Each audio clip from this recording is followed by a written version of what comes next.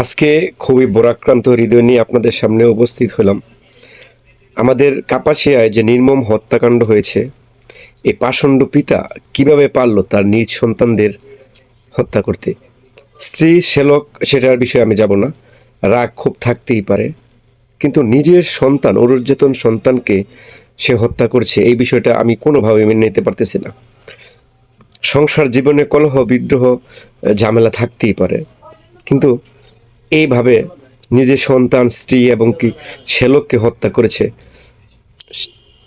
বিধাতা তাকে কিভাবে তৈরি করেছে, তার মন মাইন্ডে কি চলছিল।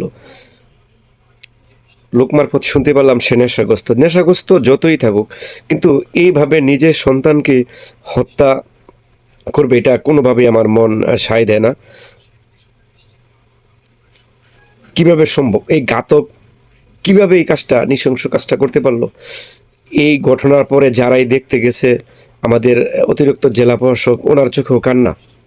যারা পুলিশ ডিউটিরত ছিল, যারা ওই জায়গায় গেছে দেখছে, তাদের চোখেও কান্না পানি চলে আসছে। আমি বারবার ফেসবুকে স্ক্রল করতে যে বারবারই শুধু এই এই যে হত্যাকাণ্ডের ছবিগুলো আসতেছিল, আমি আসলে দেখতে পারতেছিলাম না, নিতে পারতেছিলাম না। আমার মতো অনেকেরই ঠিক একই অবস্থা। মানুষের বিবেক বোধ ওর ভিতরে কাজ করছে বলে আমার মনে হয় না।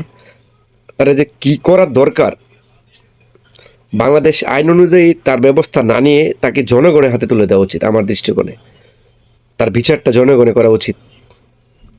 তোর বেড়া এত রাগ ক্ষোভ অহংকার হয়েছে, তুই কাজ কর, তুই ভালো লাগে না, তুই বাচ্চা গ্ল্যান্ডে নিয়ে চলে যা, তোর হত্যা করতে হবে কেন?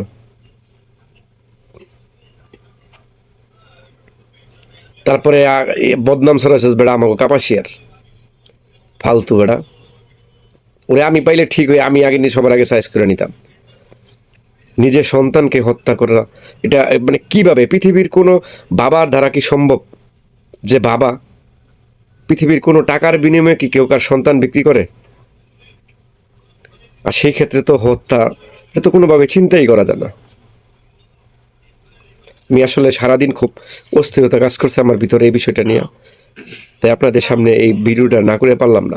আমার মতো আমি জানি অনেকেরই এরকম একটা আক্ষেপ অনুশোচনা ভিতরে কাজ করতেছে, আমারও কাজ করতেছে।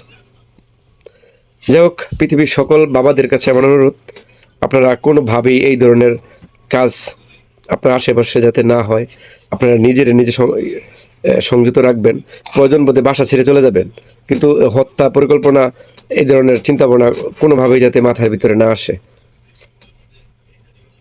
সারা দিন মনে হয় যে এই অন্য কোনো কাজ করার মন মান্ডি ছিল না। ভালো থাকবেন, খোদা হাফেজ, আসসালামু আলাইকুম ওয়া রাহমাতুল্লাহি ওয়া বারাকাতুহু।